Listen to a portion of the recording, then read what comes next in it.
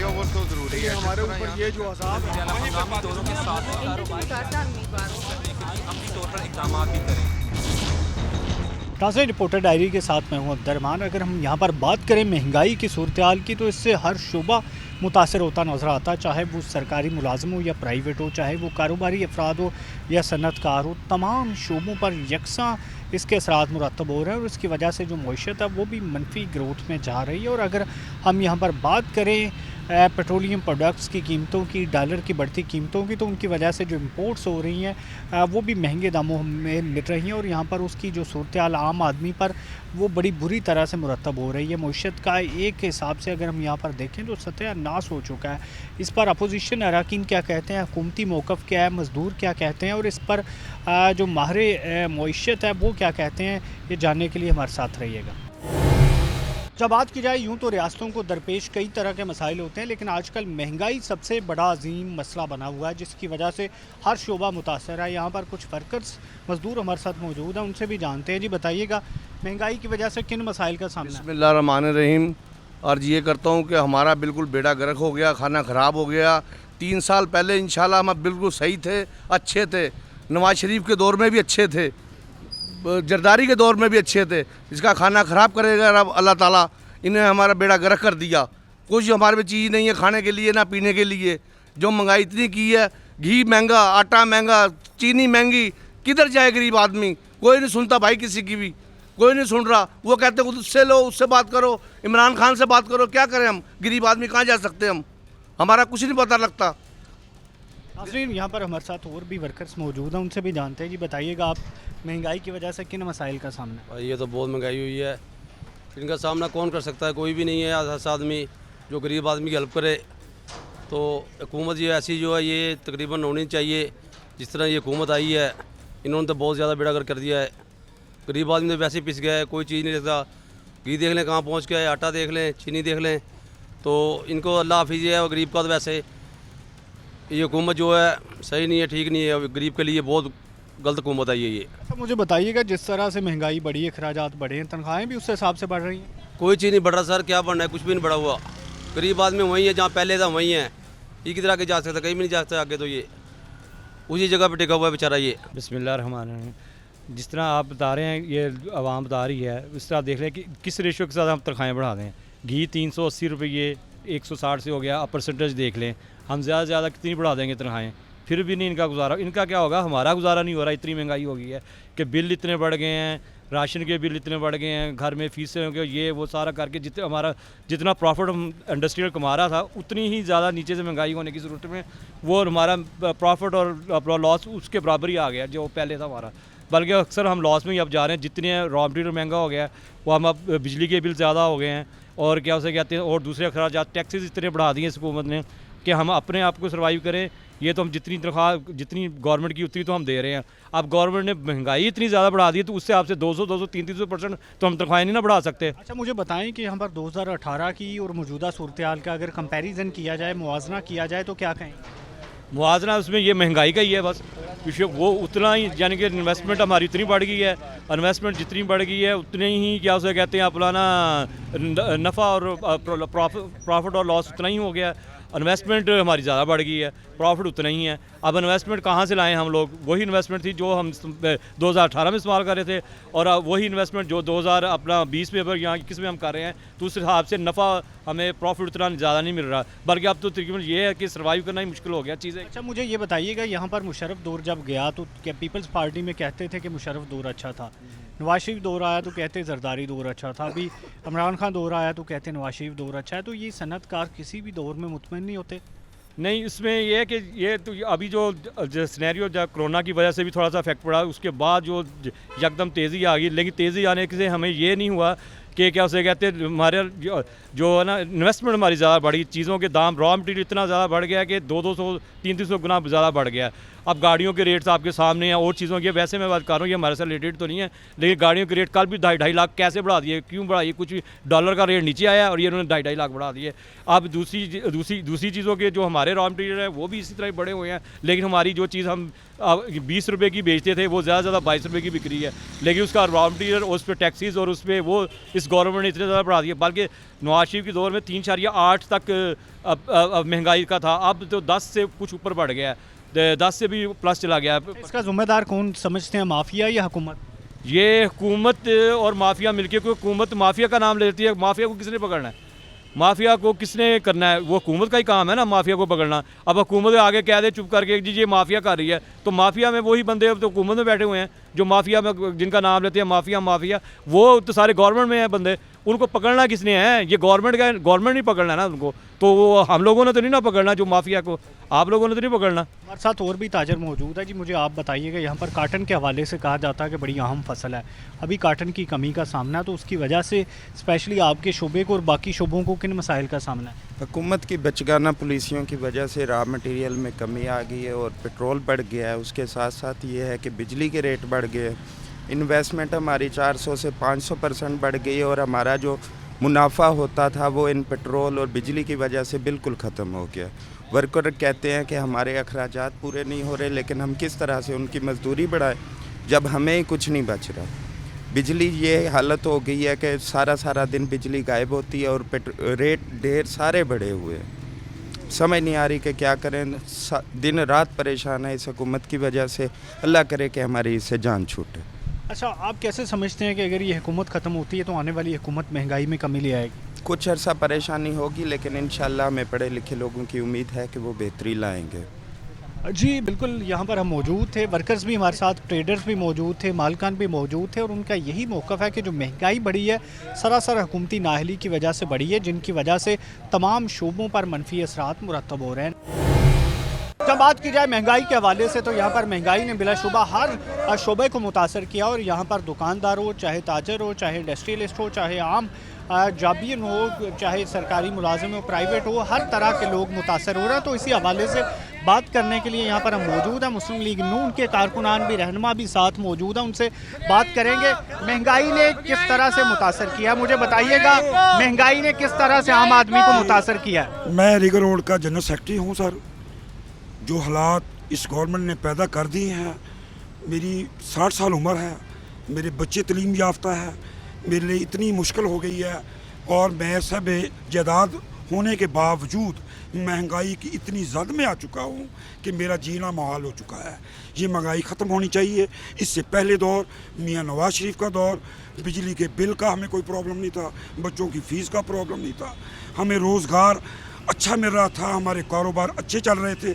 उनकी क़यादत में जब से ये ज़ालिम हुक्मरान आए हैं, इन्होंने महंगाई का एक तूफ़ान बर्पा कर दिया है। जीना मुश्किल है। हम सुबह कारोबार पे जाते हैं, टेंशन में जाते हैं, टेंशन में ही आते हैं।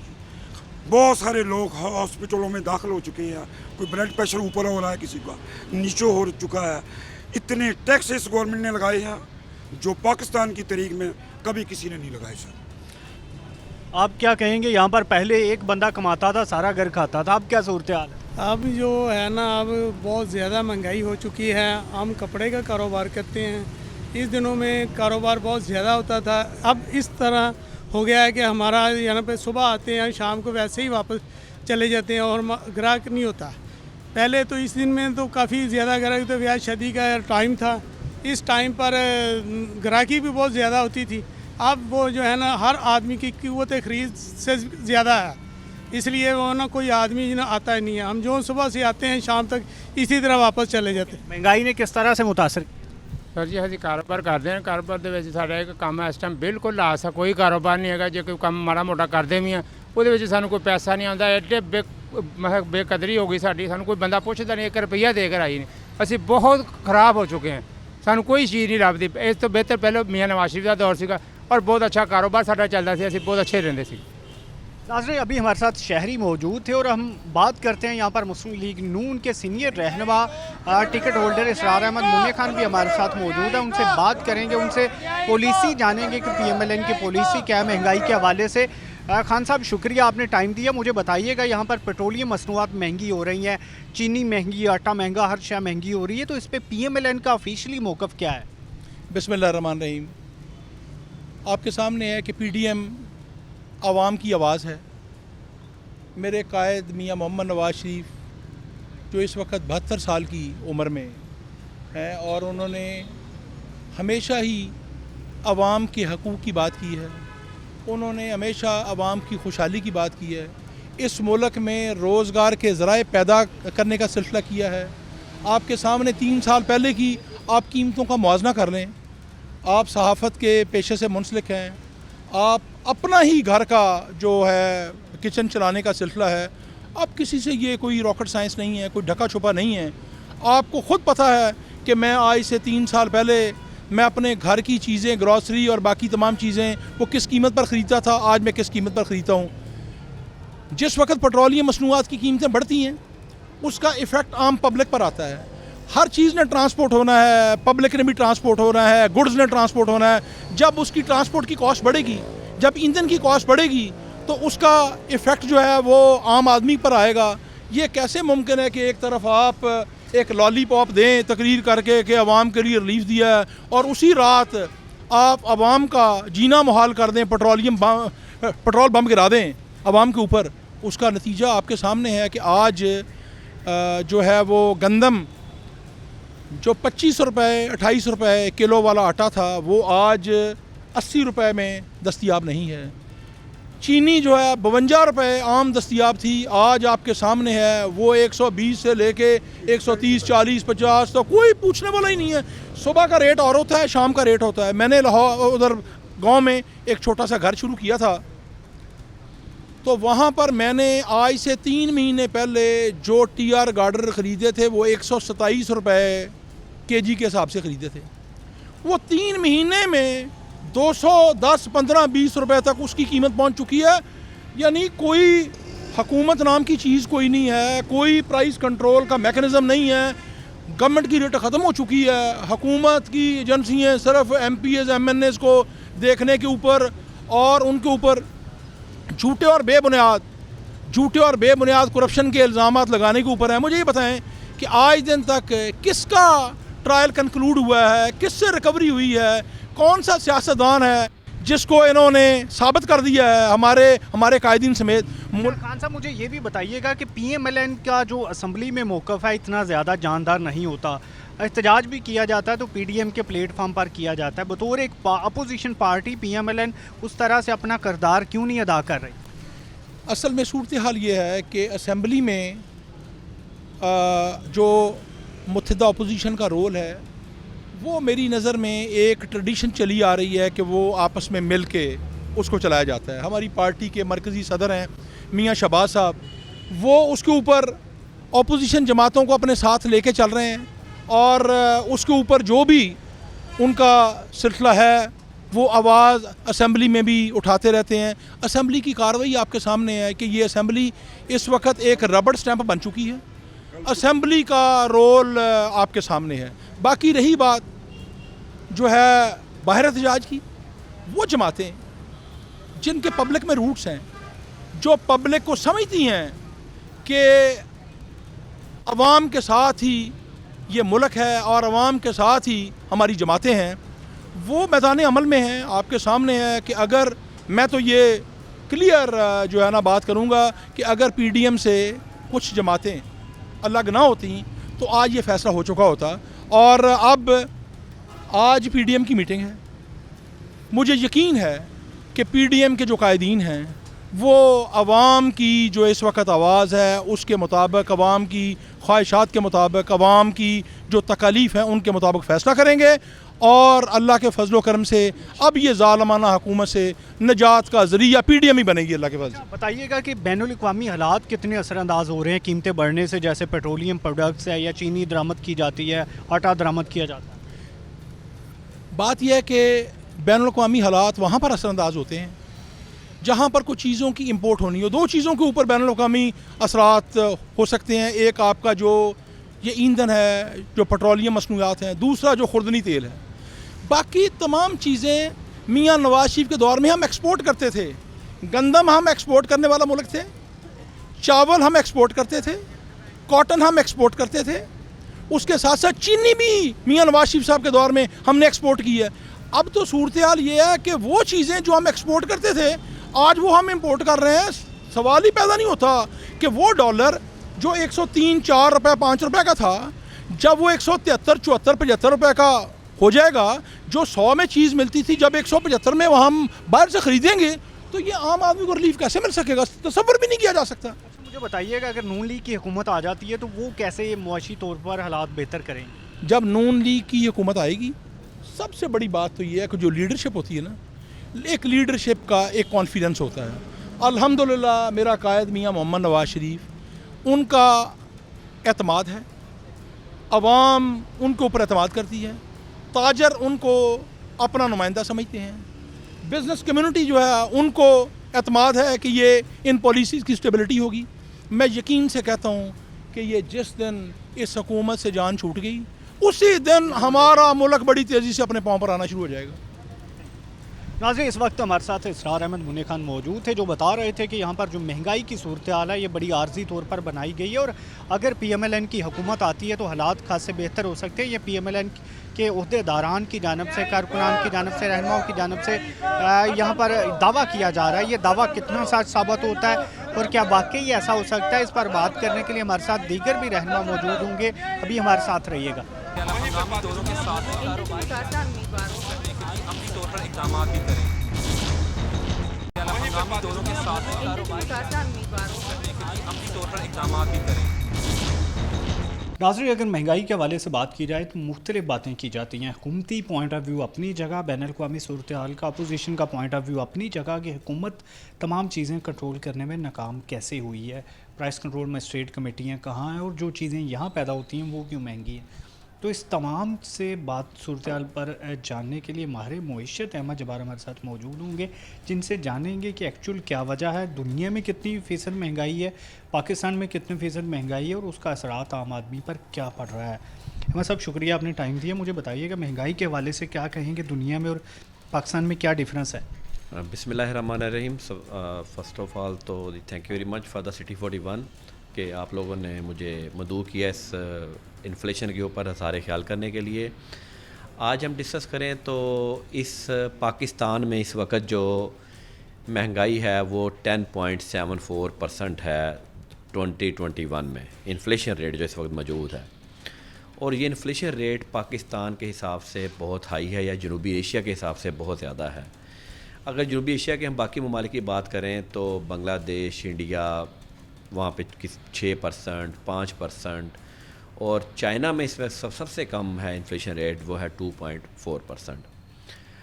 हमारे मुल्क में जो इन्फ्लेशन रेट तो हर वक्त रहता तो है, एक इकोनॉमिक्स की टर्म है, इन्फ्लेशन होनी है, लेकिन जो सजेस्टेड इन्फ्लेशन है वो 4% से ज़्यादा किसी भी तरह से, या अगर हम कहें तो 5% ज़्यादा नहीं होनी चाहिए।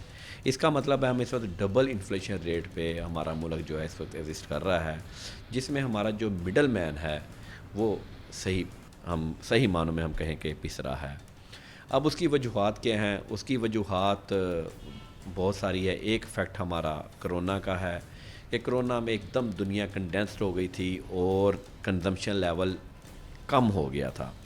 अब जैसे ही मुल्क ओपन हुआ है और लोगों की हाई कंजम्पशंस की तरफ लोग माइल हुए हैं, और गवर्नमेंट ने जो दूसरा जो आपका पॉलिसी, आपका जो मार्कअप रेट है, वो मार्कअप रेट गवर्नमेंट का था मॉनेटरी पॉलिसी को टाइट करते हुए 13.25%, जो कि अब वो आ गया है पिछले 1 साल 8 माह से 10 माह से वो रेट आ गया 7% पे। अब जब वो 7% पे रेट आया है तो उसकी वजह से जो इन्वेस्टमेंट्स है वो ह्यूज हुई है। इन्वेस्टमेंट ह्यूज होने की वजह से आपकी इंपोर्ट बिल बढ़ा है, आपका कंजम्पशन लेवल अल्टीमेटली बढ़ गया है। जब वो सप्लाई और डिमांड में आपका डिफरेंस आया तो उस वजह से भी जो है वो इन्फ्लेशन रेट आपका हाई हुआ है। लेकिन कोई शक नहीं इसमें कि गवर्नमेंट इसको इन्फ्लेशन रेट को कंट्रोल करने में नाकाम हुई है। अच्छा सर, ये बताइएगा, यहाँ पर पेट्रोलियम प्रोडक्ट्स को कहा जाता है कि इसकी वजह से हर शय की जो कीमतें हैं वो बढ़ जाती हैं।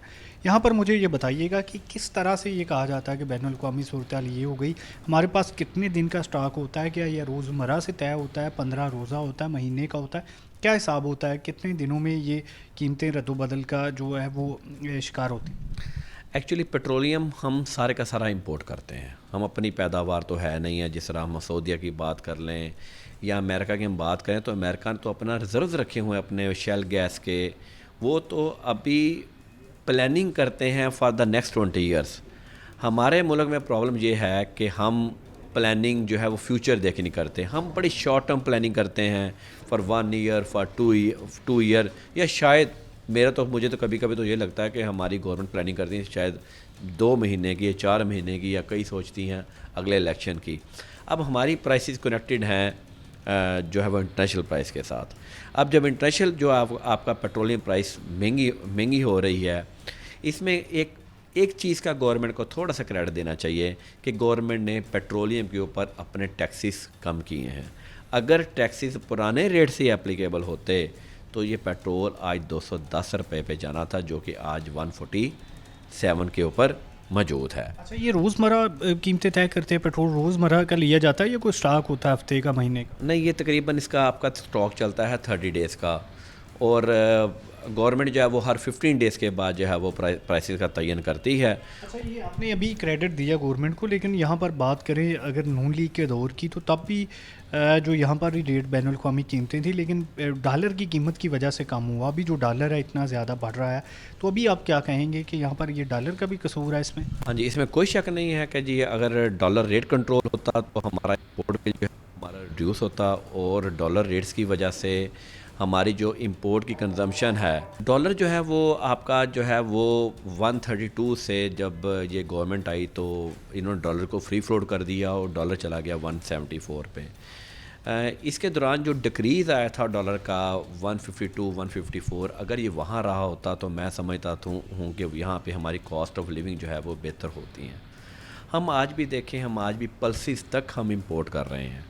इसका मतलब है कि इस तरफ किसी ने जो है वो ध्यान नहीं दिया। 99 से जो हम मोबाइल इंपोर्ट करते थे, हम आज भी मोबाइल इंपोर्ट कर रहे हैं।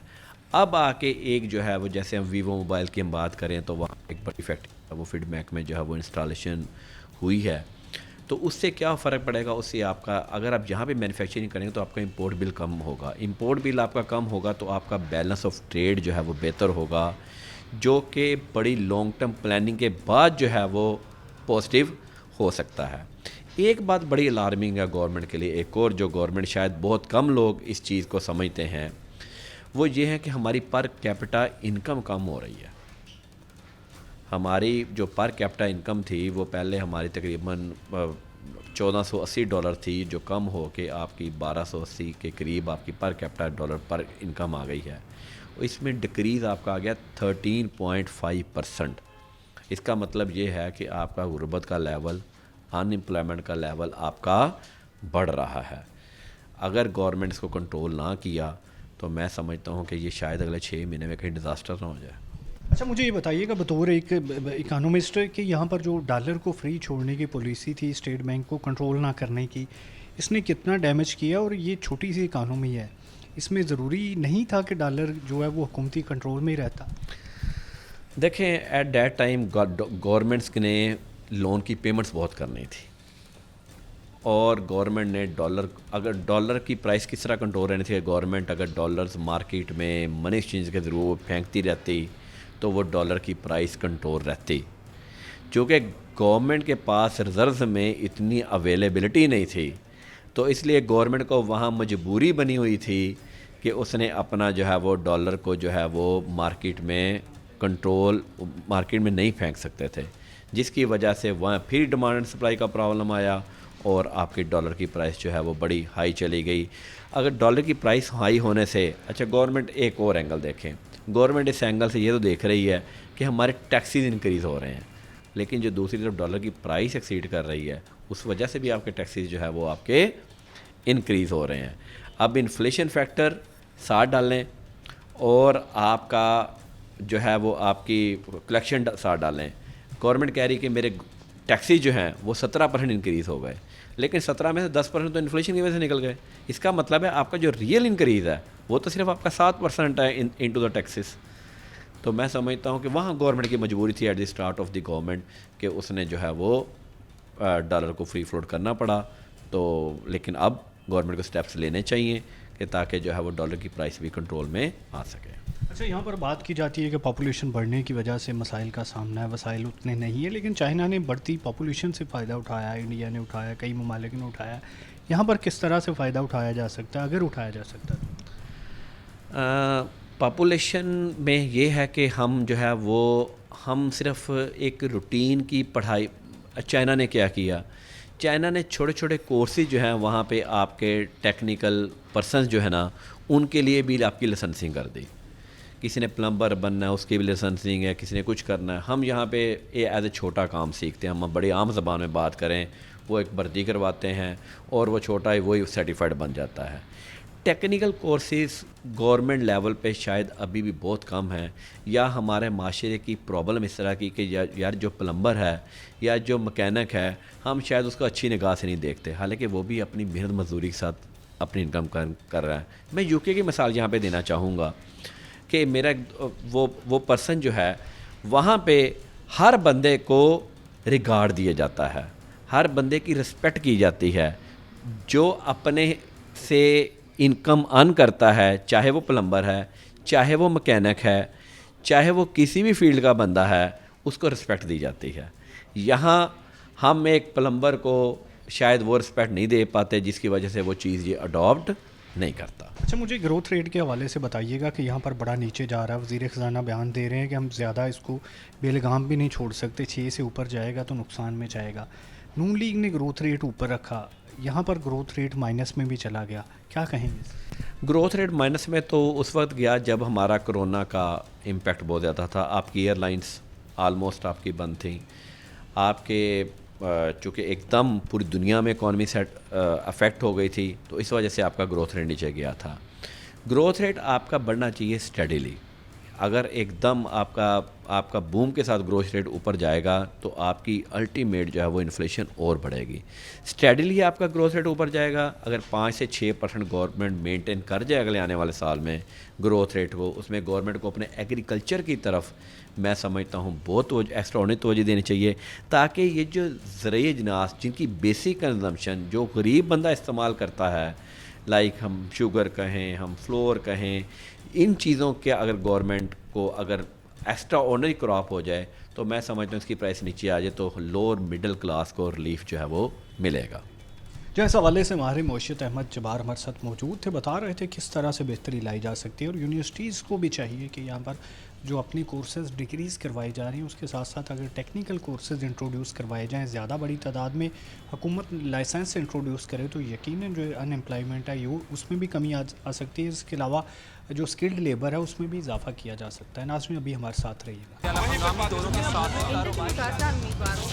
अपनी तौर पर इक़दाम भी करें। हंगामी दौरों के साथ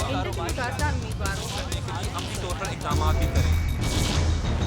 जब बात की जाए यहाँ पर महंगाई के हवाले से तो ये एक बहुत बड़ा मसला बन चुका है। पीटीआई हुकूमत की जानब से कहा जाता है कि बैनुल-अक़वामी हालात है, जबकि जो अपोजिशन है उनकी जानब से ये कहा जा रहा है कि पीटीआई महंगाई कंट्रोल करने में नाकाम रही है। तो इस पर बात करने के लिए पार्लिमानी सेक्रेटरी बराए तहरीक इंसाफ शकील शाह हमारे साथ मौजूद हैं।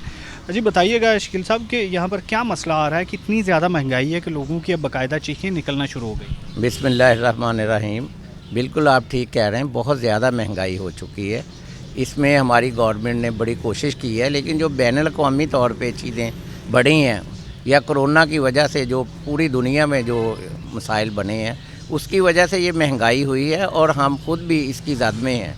मैं खुद भी इसकी जद में हूँ और हम अपनी गवर्नमेंट से भी कहते हैं, खुद भी कोशिश कर रहे हैं कि जल्द से जल्द जो चीज़ें हैं वो अपनी जगह पे वापस आएँ। मुझे ये बताइएगा, यहाँ पर कमेटियाँ बनाई जाती हैं, प्राइस कंट्रोल मजिस्ट्रेट बनाए जाते हैं, तो वो भी उस तरह से काम करती नज़र नहीं आ रही? नहीं, इस वक्त देखें ना, जो हमारे जितनी कमेटियाँ बनी हैं यहाँ पर, जितने यहाँ पे हमारे प्राइस कंट्रोल मजिस्ट्रेट हैं, वो सारे इस वक्त वर्किंग में हैं और रोज़ाना सैकड़ों लोगों को पकड़ा जाता है, उनको चालान किए जाते हैं, किसी को जेल भेजा जाता है, किसी को वार्निंग दी जाती है और किसी को जुर्माना किया जाता है। उसके बावजूद जैसे जैसे ये अब ग्लोबल विलेज है, जिस तरह से पाकिस्तान में चीज़ें इंपोर्ट होती हैं, उनकी चीज़ें बैनुल-अक़वामी तौर पे चलती हैं, वो हम महंगाई उस पर कंट्रोल नहीं कर सकते, क्योंकि अगर कोई चीज़ बाहर से 200 में आई है, यहाँ पे 250 में नहीं बिक सकती।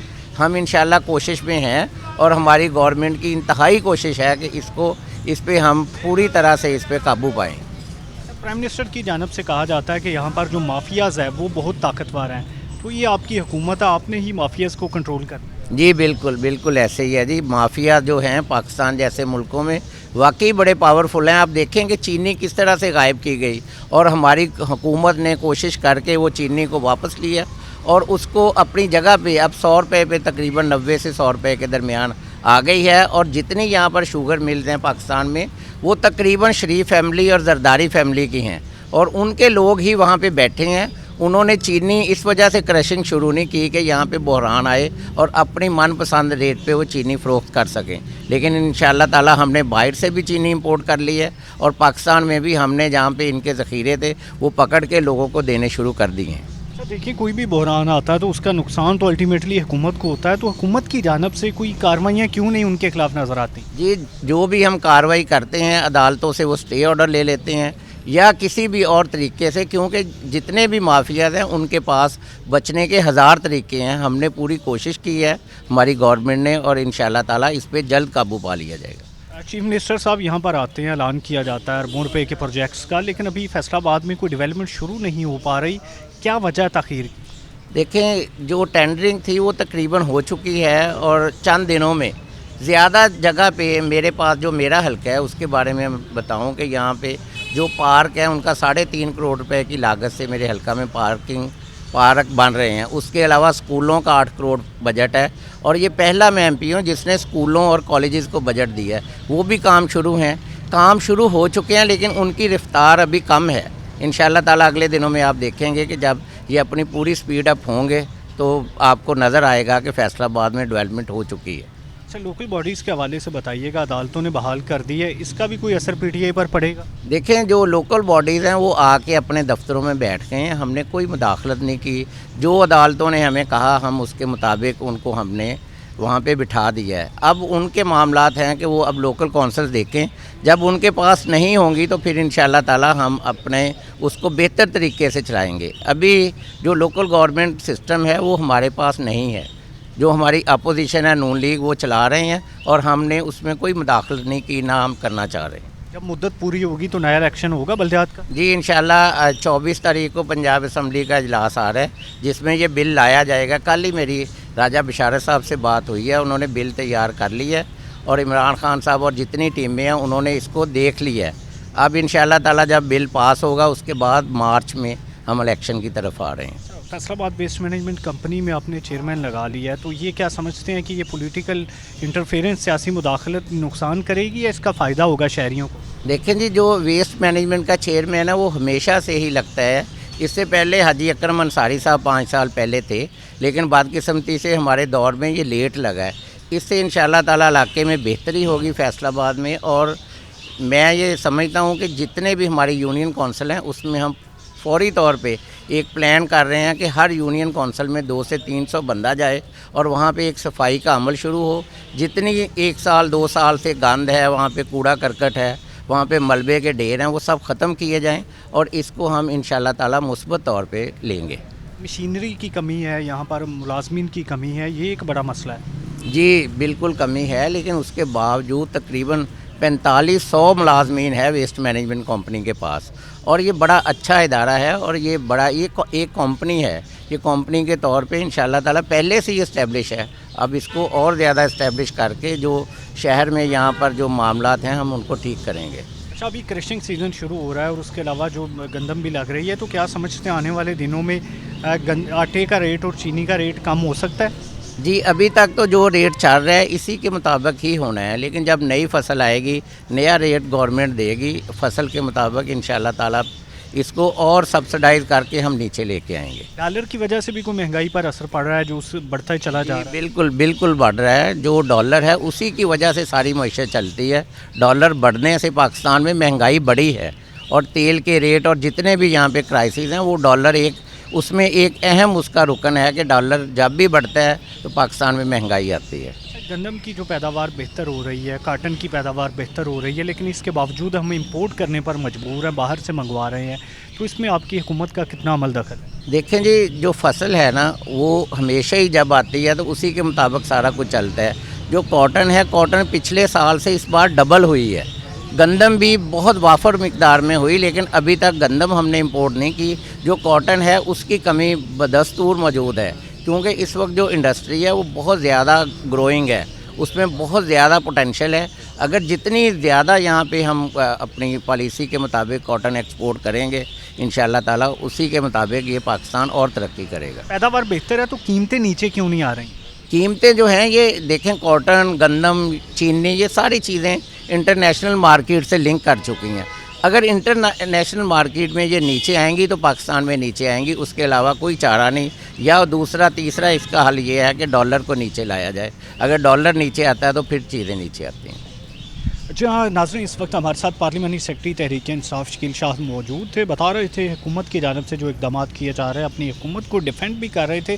पूरी उम्मीद भी है कि आगे क्रशिंग सीज़न शुरू होगा तो चीनी की कीमतें खासी बेहतर होंगी। नाज़रीन, कोशिश की कि हमने तमाम जितने भी लोग हैं उनका मौक़िफ़ आप तक पहुँचाया जाए, जितने भी स्टेक होल्डर है। इसके साथ इजाज़त दीजिए, अल्लाह ने के बाद हंगामी दौरों के साथ कारोबार अपनी तौर पर इक़दाम भी करें।